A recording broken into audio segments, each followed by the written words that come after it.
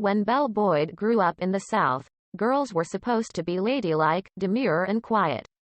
But she was none of those things. After she was told she couldn't join her parents and guests in the dining room, Belle rode her horse into the dining room in protest.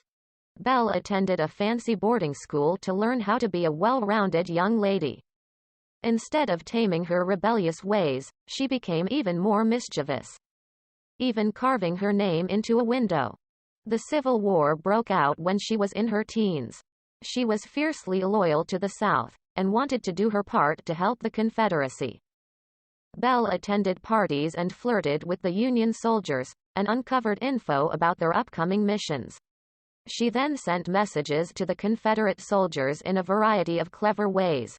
Belle hid notes in her hair, sewed them into the sole of her shoe, and even stuffed them inside loaves of bread. When she was 17, a message she'd sent was confiscated. It was written in her own handwriting, and she had signed her name. Belle was arrested for being a spy. It could mean years in prison, or possibly execution. But she charmed the Union soldiers and was released because they didn't believe a young girl posed a threat. They were wrong. Belle became bolder. She attended social gatherings with the Union soldiers. They would remove their weapons and leave them in a room before entering the party. Belle would hide their guns and swords under the hoop of her skirt and later gave them to the Confederate soldiers. In May 1862, Belle learned of an important meeting being held in a nearby hotel. She eavesdropped through a knothole in the wood. She rode her horse 15 miles in the middle of Tennessee to warn General Thomas Stonewall Jackson of plans she'd heard. The more daring she became, the more people talked about her exploits.